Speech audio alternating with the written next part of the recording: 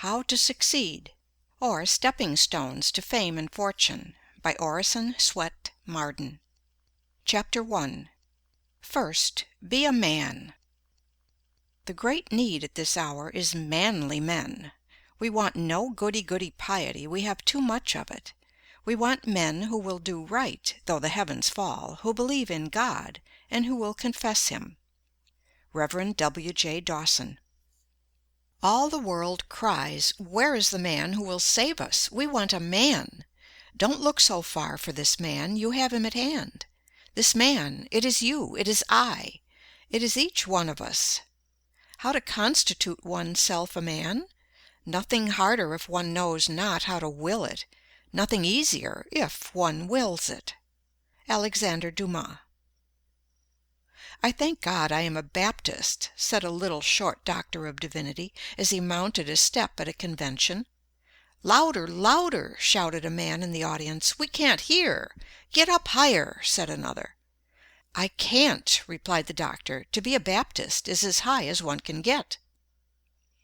But there is something higher than being a Baptist, and that is being a man. Rousseau says, "According to the order of nature, men being equal, their common vocation is the profession of humanity, and whoever is well educated to discharge the duty of a man cannot be badly prepared to fill any of those offices that have a relation to him. It matters little to me whether my pupil be designed for the army, the pulpit, or the bar. To live is the profession I would teach him. When I have done with him, it is true he will be neither a soldier, a lawyer, nor a divine. Let him first be a man. Fortune may remove him from one rank to another, as she pleases, he will always be found in his place." "First of all," replied the boy James A. Garfield, when asked what he meant to be, "I must make myself a man. If I do not succeed in that, I can succeed in nothing."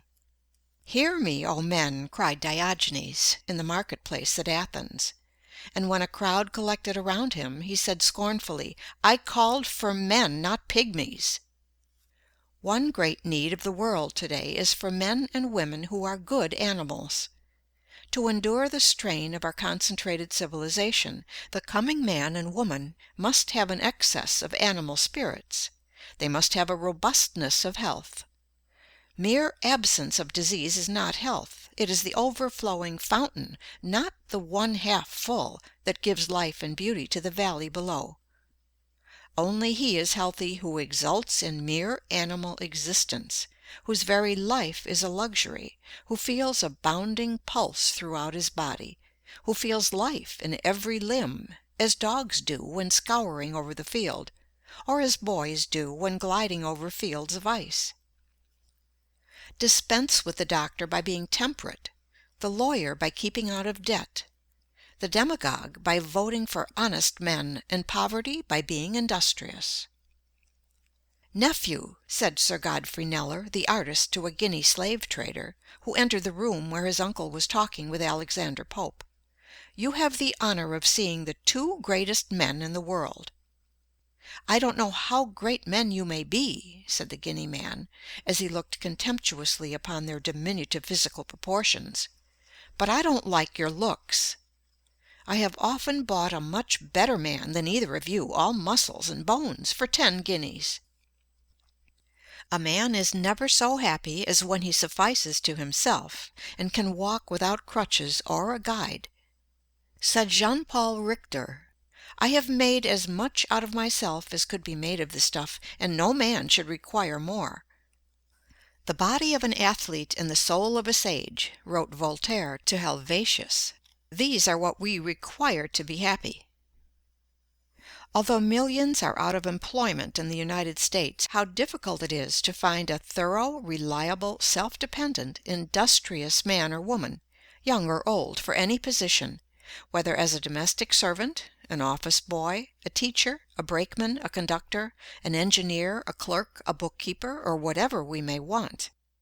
It is almost impossible to find a really competent person in any department, and oftentimes we have to make many trials before we can get a position fairly well filled. It is a superficial age. Very few prepare for their work.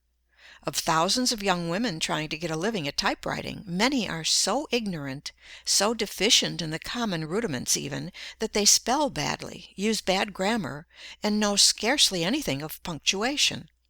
In fact, they murder the English language. They can copy, parrot-like, and that is about all. The same superficiality is found in nearly all kinds of business. It is next to impossible to get a first-class mechanic. He has not learned his trade. He has picked it up, and botches everything he touches, spoiling good material and wasting valuable time. In the professions, it is true, we find greater skill and faithfulness, but usually they have been developed at the expense of mental and moral breadth. The merely professional man is narrow. Worse than that, he is in a sense an artificial man, a creature of technicalities and specialties, removed alike from the broad truth of nature and from the healthy influence of human converse. In society, the most accomplished man of mere professional skill is often a nullity. He has sunk his personality in his dexterity. "The aim of every man," said Humboldt, "should be to secure the highest and most harmonious development of his powers to a complete and consistent whole." Some men impress us as immense possibilities. They seem to have a sweep of intellect that is grand, a penetrative power that is phenomenal. They seem to know everything, to have read everything, to have seen everything. Nothing seems to escape the keenness of their vision, but somehow they are forever disappointing our expectations. They raise great hopes only to dash them. They are men of great promise, but they never pay. There is some indefinable want in their make-up. What the world needs is a clergyman who is broader than his pulpit, who does not look upon humanity with a white neckcloth ideal, and who would give the lie to the saying that the human race is divided into three classes: men, women, and ministers.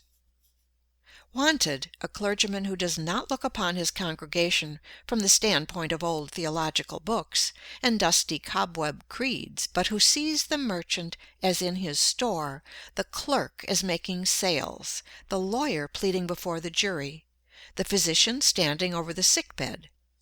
In other words, who looks upon the great, throbbing, stirring, pulsing, competing, scheming, ambitious, impulsive, tempted mass of humanity as one of their number, who can live with them, see with their eyes, hear with their ears, and experience their sensations. The world has a standing advertisement over the door of every profession, every occupation, every calling: "Wanted, a man." Wanted, a lawyer who has not become the victim of his specialty, a mere walking bundle of precedents. Wanted, a shopkeeper who does not discuss markets wherever he goes. A man should be so much larger than his calling, so broad and symmetrical in his culture, that he would not talk shop in society, that no one would suspect how he gets his living. Nothing is more apparent in this age of specialties than the dwarfing, crippling, mutilating influence of occupations or professions. Specialties facilitate commerce and promote efficiency in the professions, but are often narrowing to individuals. The spirit of the age tends to doom the lawyer to a narrow life of practice, the businessman to a mere money-making career. Think of a man, the grandest of God's creations, spending his lifetime standing beside a machine for making screws. There is nothing to call out his individuality, his ingenuity, his powers of balancing, judging, deciding. He stands there year after year until he seems but a piece of mechanism. His powers, from lack of use, dwindle to mediocrity, to inferiority, until finally he becomes a mere part of the machine he tends.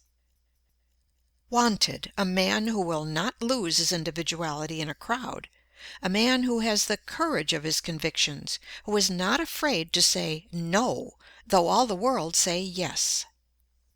Wanted, a man who, though he is dominated by a mighty purpose, will not permit one great faculty to dwarf, cripple, warp, or mutilate his manhood, who will not allow the overdevelopment of one faculty to stunt or paralyze his other faculties.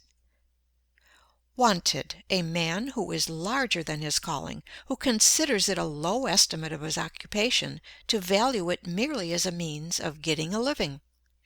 Wanted, a man who sees self-development, education and culture, discipline and drill, character and manhood in his occupation.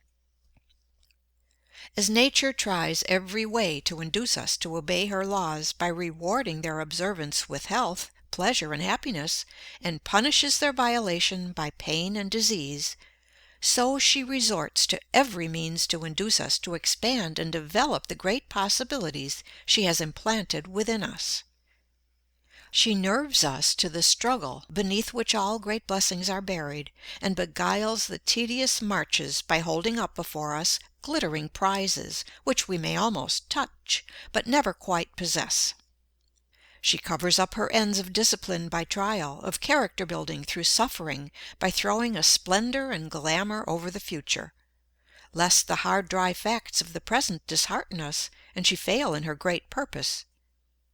How else could nature call the youth away from all the charms that hang around young life, but by presenting to his imagination pictures of future bliss and greatness, which will haunt his dreams until he resolves to make them real?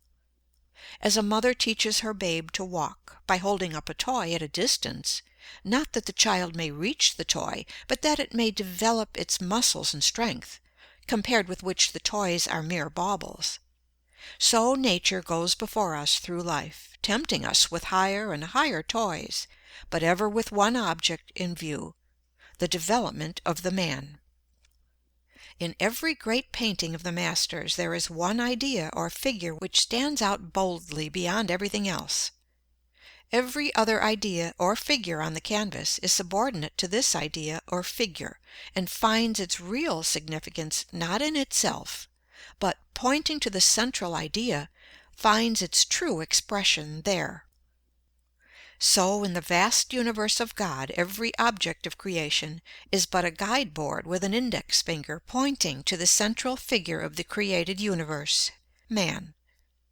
Nature writes this thought upon every leaf. She thunders it in every creation. It exhales from every flower. It twinkles in every star. Open thy bosom, set thy wishes wide, and let in manhood, let in happiness. Admit the boundless theater of thought from nothing up to God, which makes a man. Young. End of Chapter 1. Recording by Pamela Krantz.